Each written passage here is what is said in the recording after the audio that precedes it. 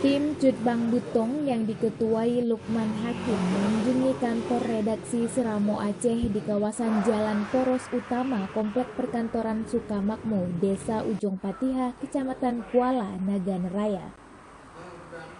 Kunjungan tersebut dalam rangka membangun silaturahmi tim Cutbang Butong dengan awak media Seramo Aceh. Dalam kunjungan tersebut juga turut dihadiri oleh Ketua Komunitas Pantun Aceh dan disambut langsung pemimpin redaksi Seramo Aceh, Firdaus MB. Pada kesempatan tersebut, Lukman Hakim yang merupakan pencipta pantun Cutbang Butong berharap adanya dukungan yang nyata diberikan oleh pemerintah khususnya di Nagan Raya untuk para pecinta seni terutama pantun Aceh.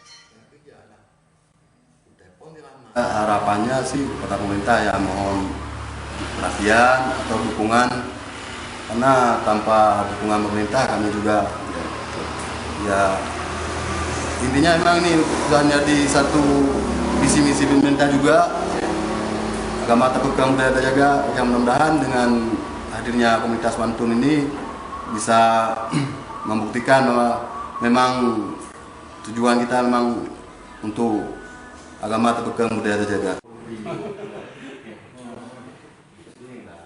Dari Nagan Raya, Darmawan melaporkan untuk Seramo TV.